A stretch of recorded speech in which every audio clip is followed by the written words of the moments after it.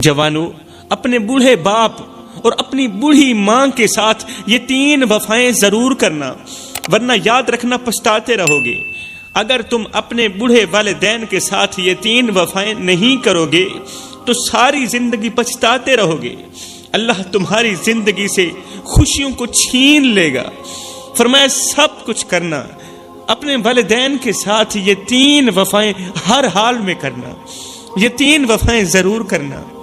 اگر یہ 3 وفائیں نہیں کرو گے تو یاد رکھنا ساری زندگی پچھتاتے رہو گے، پھر تمہاری زندگی بیکار ہو جائے گی۔ ہر دن تمہیں ایسا لگے گا کہ جیسے کوئی چیز تم سے چھین لی گئی ہو۔ یہ خالی پن اور دکھ تمہارے اندر پھیل جائے گا اور تمہاری آنکھوں میں وہ چمک نہیں رہے گی جو کسی کی محبت اور دعاؤں سے آتی تھی، جو چمک کسی کی محبت سے آتی تھی، جو چمک کسی کی دعاؤں سے آتی تھی، وہ چمک کسی بھی حال میں نہیں رہے گی۔ پھر تم ساری زندگی سکون کے لیے ترستے رہو گے، سکون کے لیے ترستے رہو گے، لیکن سکون تم سے ہمیشہ کے لیے دور ہو جائے گا۔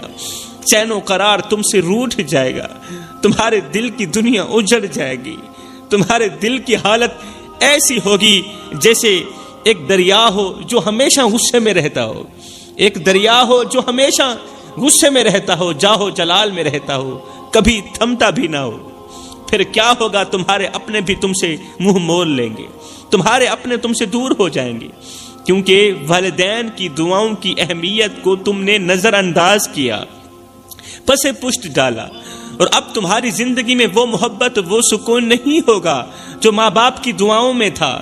جو محبت ماں باپ کی دعاؤں میں تھی وہ محبت نہیں ہوگی، جو سکون، جو اطمینان بوڑھے ماں باپ کی دعاؤں میں تھا وہ سکون نہیں ہوگا۔ آخر وہ 3 وفائیں کون سی ہیں؟ جوانو، ایک روتی ہوئی ماں اپنے چھوٹے بیٹے کے دروازے پر آئی، چھوٹے بیٹے کے دروازے پر ایک روتی ہوئی بوڑھی ماں آئی، دروازے پر دستک دی، دروازہ کھٹکھٹایا، اندر سے بیٹے کی آواز آئی، کون؟ ماں نے روتے ہوئے کہا، بیٹے میں تیری بوڑھی ماں ہوں، بیٹا میں تیری بوڑھی ماں ہوں، خدارا دروازہ کھولو، مجھے اپنے گھر میں رہنے کے لیے ایک چھوٹا سا کونا دے دو، چھوٹا سا کونا دے دو رہنے کے لیے، جہاں میں اپنی زندگی کا وقت گزار سکوں، جہاں میں زندگی کے آخری دن گزار سکوں۔ ہائے، یہ سنتے ہی اندر سے بیٹا غصے میں لال پیلا ہو گیا، غصے میں بھڑک اٹھا، غصے میں آگ بگولا ہو کر بولا، ارے تو پھر آ گئی، پھر آ گئی، تیری وجہ سے ہی تو میرے گھر کا سارا ماحول خراب ہوا تھا۔ تو وہی نہیں ہے جو ہمیشہ میری بیوی اور بچوں کے درمیان زہر گھولتی رہتی ہے، میری بیوی کے درمیان زہر گھولتی رہتی ہے، تو وہی نہیں ہے، اور تیری ہی وجہ سے میں اپنی بیوی کے سامنے ہاتھ اٹھانے پر مجبور ہو گیا، تیرے بغض نے میرے گھر کے امن کو چھین لیا تھا۔ ارے ماں، تو جانتی نہیں تھی کہ میری بیوی میری کمزوری ہے، تو ہمیشہ میری بیوی کے پیچھے چغلی کرتی اور میرے بچوں کی غیبت کرتی رہتی تھی۔ تیرے ان کرتوتوں کی وجہ سے، تیرے ان برے کاموں کی وجہ سے میں نے تجھے دھکے دے کر گھر سے باہر نکال دیا تھا۔ صرف میں ہی تو تیرا بیٹا نہیں، باقی سب مر گئے ہیں، باقی سب چلے تو نہیں گئے، باقی سب مر تو نہیں گئے، بس انہی کے پاس چلے جاؤ، میری جان چھوڑ دو۔ ایک بار میں نے تجھے دھکے دے کر گھر سے باہر نکالا تھا، تو بڑے بیٹے کے پاس چلی گئی تھی، پھر تم مڑ کر آ گئی اور میری جان کیوں نہیں چھوڑ رہی؟ جوانو، جب بیٹے نے دروازے پر کھڑی اپنی بوڑھی اور کمزور ماں کو یہ جملے بولے ہوں گے تو ماں کا دل کتنی شدید تکلیف میں ڈوبا ہوگا، کتنی سخت تکلیف میں ڈوبا ہوگا۔ وہ دل جس نے اپنے بچے کو سینے سے لگایا تھا، آج اسی بچے کے منہ سے ایسے کلمات سنے ہوں گے ماں نے جو کسی بھی ماں کی برداشت سے باہر ہو۔ جب ماں نے بیٹے کے یہ جملے سنے ہوں گے تو اس کی آنکھیں کتنی روئی ہوں گی۔ اس وقت ماں نے اللہ کے سامنے رو کر کیا کہا ہوگا؟ کون سا شکوہ پیش کیا ہوگا؟ کون سی شکایت پیش کی ہوگی؟ وہ اللہ کے حضور بیٹے کے حق میں دعا کر رہی ہوگی یا پھر بیٹے کے حق میں بد دعا دے رہی ہوگی؟ باہر دروازے پر کھڑی ماں نے روتے ہوئے، آنکھوں سے آنسو پونچھتے ہوئے کہا، بیٹے تو میرا بیٹا ہے، تو ہی تو میرا بیٹا ہے، میں نے تجھے بڑی محبت سے پالا ہے، تیرے لیے اپنی خوشیاں قربان کی، تیرے دکھوں کو اپنے دکھ سمجھے، تیرے درد کو اپنے دل کا درد سمجھا۔ بیٹا اگر باقی بیٹوں نے میری عزت کا لحاظ نہیں رکھا، اگر باقی بیٹوں نے میری محبت کا لحاظ نہیں رکھا تو وہ ان کا اپنا عمل ہے، وہ ان کا اپنا فعل ہے، لیکن تو میرا پیارا بیٹا ہے، تو مجھ سے وفا کرنا۔ ہائے بیٹے میں اس وقت لاوارث ہوں، میرے بیٹے میں اس وقت بے بس ہوں، لاوارث ہوں، خدارا میں لاوارث اور بے سہارا، ماں کو سہارا دے دو نا۔ بیٹا میری آنکھوں میں آنسو ہیں اور دل میں بے بسی ہے، لیکن میں رو کر اللہ کے سامنے فریاد بھی نہیں کر سکتی۔ میں اس وقت بہت دکھی ہوں میرے بیٹے، میں بے بس بھی ہوں، لیکن میں کیا کروں، رو کر اللہ کے سامنے فریاد بھی نہیں کر سکتی۔ کیوں نہیں کر سکتی؟ اس لیے کہ کہیں میری بد دعا کے بدلے میرے بیٹوں پر اللہ کا عذاب نہ آ جائے۔ ہائے ظالم بیٹے کو پھر بھی رحم نہ آیا۔ ماں روتی رہی، چیختی رہی، ہاتھ جوڑتی رہی، لیکن اس کے دل پر ماں کی چیخوں کا ذرا بھی اثر نہ ہوا۔ بیٹا اندر جا کر کنڈی لگا کر سو گیا، اندر جا کر کنڈی لگا کر سو گیا، اور پوری رات ماں دروازے پر بیٹھی سردی میں تڑپتی رہی، سسکتی رہی۔ اس کی آنکھوں سے بے شمار آنسو گرے، لیکن کوئی اسے سہارا دینے والا نہیں تھا، کوئی اسے اپنے گھر کے اندر سلانے والا نہیں تھا۔ جوانوں رات کا وقت گزر گیا، اور صبح جب بدقسمت بیٹا اٹھا، جب باہر نکل کر دروازہ کھولا تو جو منظر اس کے سامنے آیا وہ اس کی زندگی کا سب سے بڑا عذاب بن گیا تھا۔ جب بدقسمت بیٹے نے دروازہ کھولا تو اس کی نظر ایک لاوارث میت پر پڑی، دروازے کے ساتھ ٹیک لگی ایک لاوارث میت پر پڑی، جو اس طرح پڑی تھی جیسے سخت سردی میں بغیر چادر کے کسی کمزور انسان کو سردی لگتی ہے نا، بغیر چادر کے کسی کمزور سے انسان کو سردی لگتی ہے نا سخت سردی میں، اور وہ بے بس ہو کر اکٹھا ہو کر پڑا ہوتا ہے۔ ہائے ہائے وہ ماں بھی اسی طرح پڑی تھی، وہ میت بھی اسی طرح اکٹھی ہو کر پڑی تھی۔ قصہ مختصر میرے بھائیوں، ماں روتی ہوئی اس دنیا فانی سے رخصت ہو گئی، اللہ کے سامنے فریادیں کرتی ہوئی، اللہ کو اپنے دکھڑے سناتی ہوئی، اللہ کو اپنے درد کی کہانیاں سناتی ہوئی اللہ کے پاس چلی گئی۔ موت سے پہلے زندگی کے آخری لمحات میں ماں نے اللہ کے سامنے یہ ضرور کہا ہوگا کہ اللہ تو دیکھ رہا ہے نا، میں نے تیرے بندوں کے ساتھ کیا کیا اور تیرے بندوں نے میرے ساتھ کیا کیا۔ میں نے تیرے بندوں کے لیے اپنی زندگی کی تمام خوشیاں قربان کی، میں نے انہیں صرف روٹی سے نہیں بلکہ اپنے خون سے پالا ہے، لیکن میرے اللہ تیرے بندوں نے مجھ سے وفا نہیں کی، تیرے بندوں کے اندر وفا کا قطرہ بھی نہیں تھا۔ پھر میں کوئی غیر نہیں تھی، میں تو ان کی اپنی ماں تھی۔ ہائے شاید موت سے پہلے ماں نے اللہ سے یہ کہا ہوگا، ماں نے اللہ سے یہ کہا ہوگا اللہ میرا انصاف ضرور کرنا۔ یہ الفاظ شاید اس کی آخری فریاد ہو گئے ہوں گے، اور اللہ ہی جانتا ہے کہ اس وقت بے بس اور کمزور لاوارث ماں کی دعاؤں میں کتنی طاقت تھی میرے بھائیوں۔ قصہ مختصر جوانوں، ماں اس دنیا فانی سے رخصت ہو گئی، بیٹے نے اپنی ماں کو دفنایا، مٹی کے سپرد کر دیا، اور زندگی کے دن یوں ہی گزرتے گئے آخر کار بیٹی کی زندگی کا سورج بھی غروب ہو گیا۔ اچانک بیٹے کے ذہن میں ایک خیال آیا، اس وقت بیٹا بوڑھا ہو چکا تھا۔ بیٹے کے ذہن میں خیال آیا، ارے یہ تو وہی جگہ ہے جہاں میری ماں کی جان نکلی تھی، ارے یہ تو وہی جگہ ہے جس پر پڑے آج میں سسکیاں لے رہا ہوں، یہ وہی جگہ نہیں ہے جہاں پر میری ماں نے آخری سانسیں لی تھی، اور آج میں بھی اسی جگہ پر پڑا ہوں، آج میں بھی اسی جگہ پر سردی میں سسک رہا ہوں جس جگہ پر میری ماں کی روح نے مجھے آخری مرتبہ بد دعا دی تھی۔ ہائے اب بیٹے کو یقین ہو گیا تھا کہ جیسی کرنی ویسی بھرنی، جیسی کرنی ویسی بھرنی، اس لیے کہ اللہ کا ترازو صرف انصاف ہی تولتا ہے۔ جس طرح اس نے اپنی ماں کو دھکے دے کر گھر سے باہر نکال دیا تھا، اسی طرح آج اس کی اولاد نے بھی اسے دھکے دے کر گھر سے باہر نکال دیا۔ پوری رات فریادیں کرتا رہا، بیٹے دروازہ کھولو، دروازہ کھولنے کی فریادیں کرتا رہا، جس طرح ماں فریادیں کرتی رہی تھیں، ماں روتی رہی تھیں، اسی طرح آج یہ بھی اولاد سے بھیک مانگ رہا ہے، فریادیں کر رہا ہے، بیٹے دروازہ کھولو، گھر کے ایک کونے پر مجھے رہنے کے لیے جگہ دے دو۔ لیکن اس بدبخت کی اولاد نے دروازہ نہ کھولا۔ یہ باپ کمزور تھا، کہیں جا نہیں سکتا تھا، چل نہیں سکتا تھا، اور آج اسی جگہ پر پڑا ہے، اپنی آخری سانسیں لے رہا ہے جس جگہ پر بوڑھی ماں پڑی رہی تھی اور وہیں پڑے سردی کے اندر ہی مر گئی تھی. سردی میں سسک سسک کر جس جگہ پر ماں کی جان نکلی تھی آج اس کم بخت کی بھی اسی جگہ پر سردی میں سسکتے سسکتے جان نکل گئی. اس لیے کہ اللہ کا ترازو صرف انصاف ہی تولتا ہے. جوانوں سب کچھ کرنا, اپنے والدین کے ساتھ یہ 3 وفائیں ضرور کرنا. خدا را میرے بھائیوں یہ 3 وفائیں ضرور کرنا. پہلی وفا جو تمہیں اپنے ماں باپ کے ساتھ کرنی ہے وہ ہے محبت. یہ محبت صرف زبان سے نہیں بلکہ عمل سے بھی ظاہر ہونی چاہیے.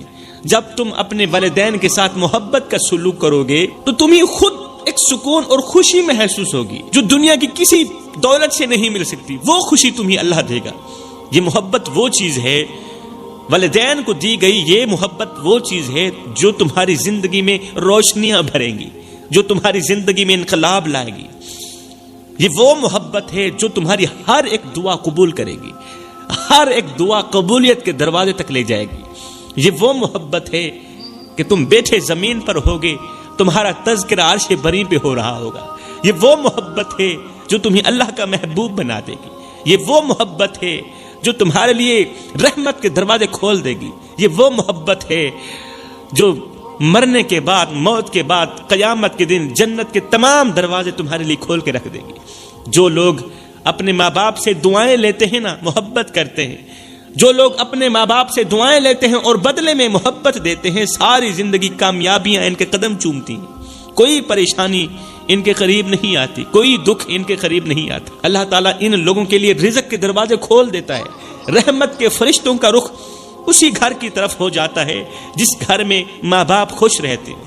دوسری وفا جو تم نے کرنی ہے, جب تمہارے والدین بیمار ہو جائیں تو ان کے سامنے بیٹھنا, انہیں حوصلہ دینا. دوسری وفا, جب ماں باپ بیمار ہو جائیں تو ضرور ماں باپ کے ساتھ بیٹھنا, ماں باپ کو حوصلہ دینا, ان کا علاج کرنا, اور ساتھ میں یہ بھی کہنا اے امی اے ابو تمہاری بیماری صرف تمہاری نہیں بلکہ یہ بیماری تو ہماری بیماری ہے. جب تک آپ ٹھیک نہیں ہوں گے تب تک ہمیں سکون کیسے ملے گا, تب تک ہمیں سکون کی سانس کیسے نصیب ہوں گی.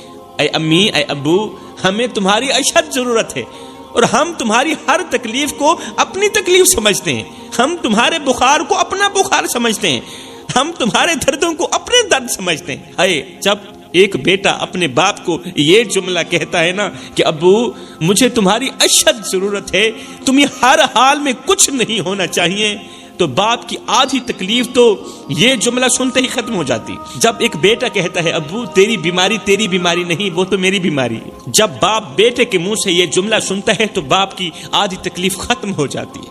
اللہ اکبر.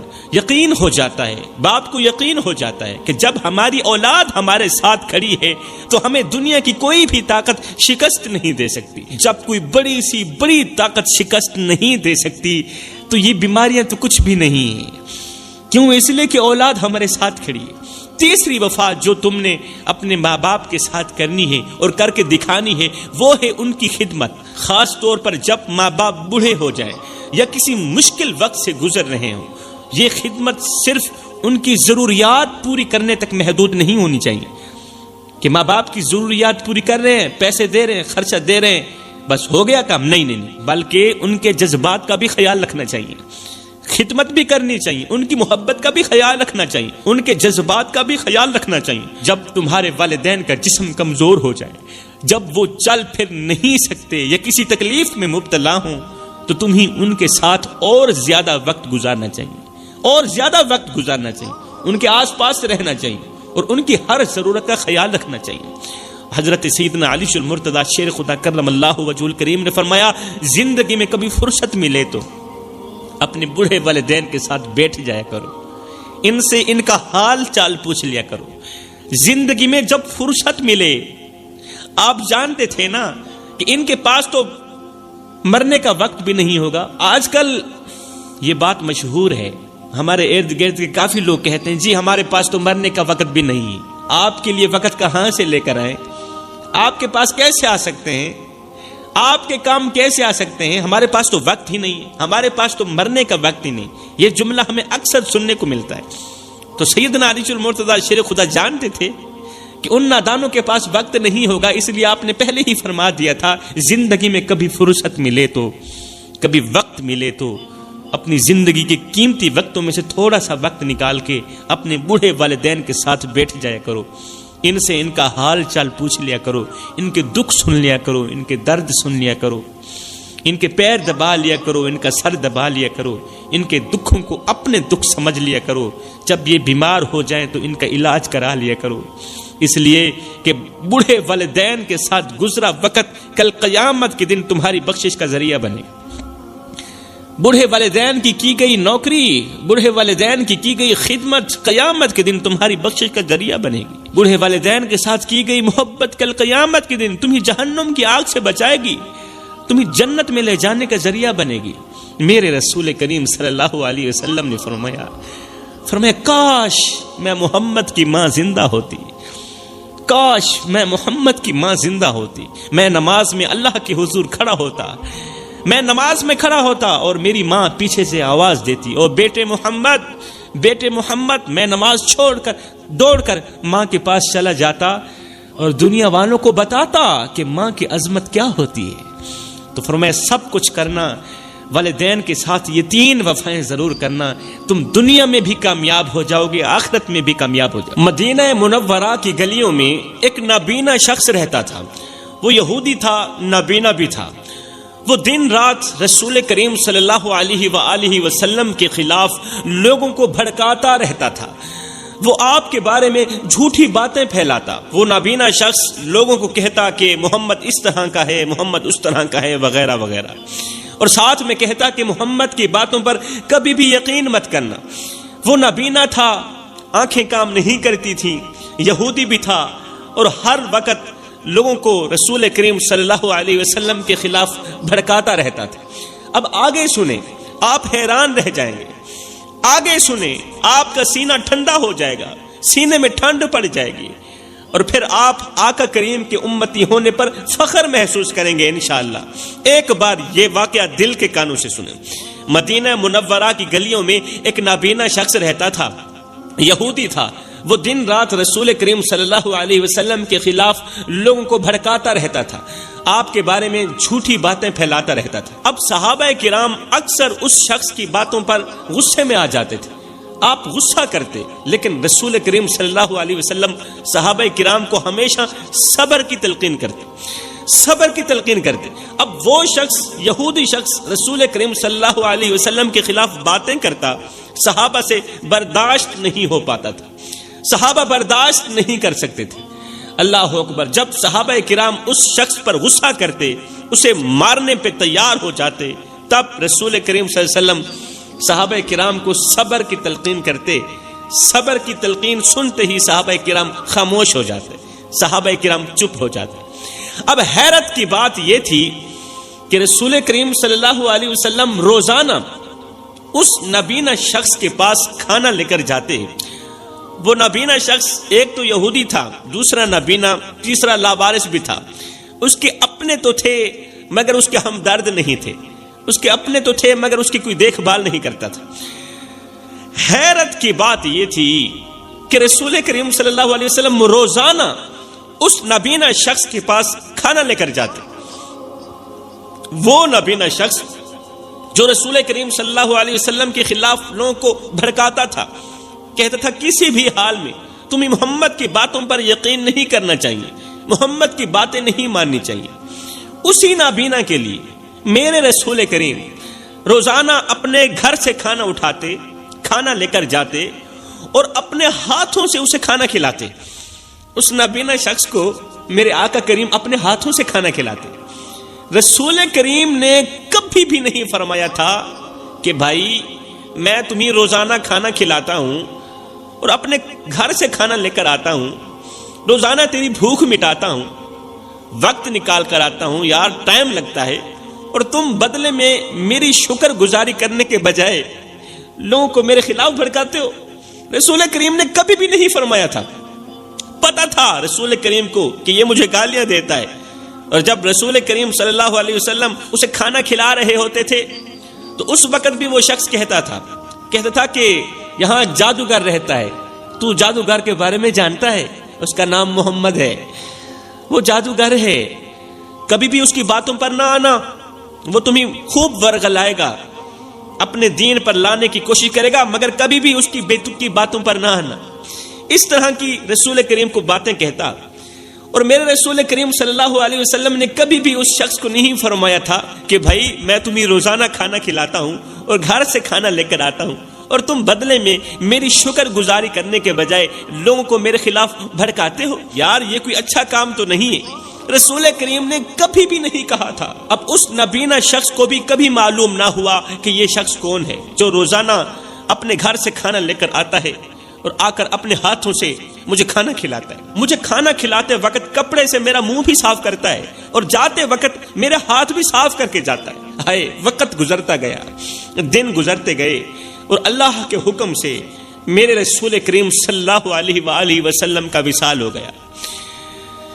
آپ اس دنیا فانی سے رخصت ہو کر اگلی نہ ختم ہونے والی دنیا میں چلے گئے۔ رسول کریم کا وصال ہو گیا۔ جب آپ کا وصال مبارک ہوا تو اس یہودی بوڑھے شخص نے بہت ہی زیادہ خوشی کا اظہار کیا، بہت ہی زیادہ خوشی منائی۔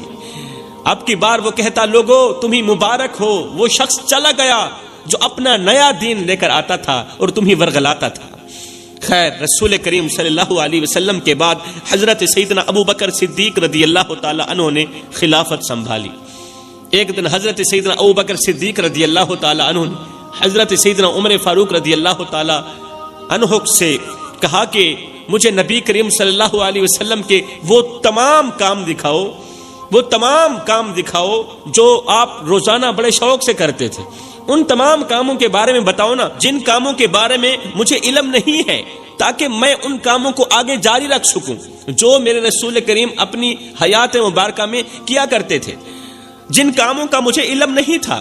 حضرت سیدنا عمر فاروق رضی اللہ تعالی عنہ نے نبی کریم صلی اللہ علیہ وسلم کی خدمات میں شامل تمام کام حضرت سیدنا ابوبکر صدیق رضی اللہ تعالی عنہ کو بتائے، یہاں تک کہ اس نابینا شخص کی خدمت کا ذکر بھی کیا کہ میرے رسول کریم روزانہ اپنے گھر سے کھانا اٹھاتے، فلاں نابینا شخص کو اپنے ہاتھوں سے کھانا کھلاتے، اور اس بات کا صرف مجھے علم ہے، مجھے پتہ ہے اور کسی اور کو پتہ نہیں۔ جب حضرت سیدنا ابوبکر صدیق نے یہ سنا تو سن کر کہا، وہ نابینا شخص جو رسول کریم کے خلاف لوگوں کو بھڑکاتا تھا، رسول کریم کو گالیاں دیتا تھا اور ہم اسے مارنے کے لیے تیار ہو جاتے تھے، اور رسول کریم ہمیں روکتے تھے کہ اس بڈھے کو کچھ نہ کہو۔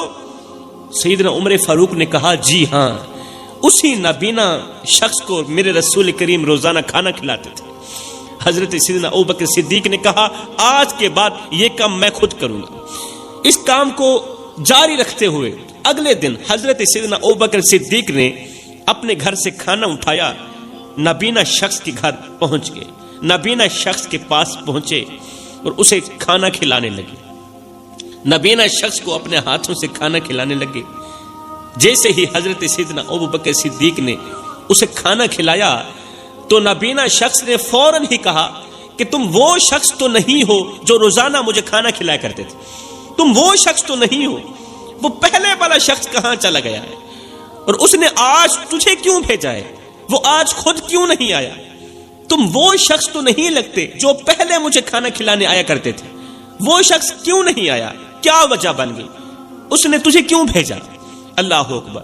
یہ سن کر حضرت سیدنا ابوبکر صدیق حیرت میں پڑ گئے، حیرت سے بولے، او نابینے، تمہیں یہ کیسے معلوم ہوا کہ میں وہ نہیں ہوں، تمہیں کیسے پتا چلا کہ میں وہ نہیں ہوں، تیری نظریں تو کام نہیں کرتی۔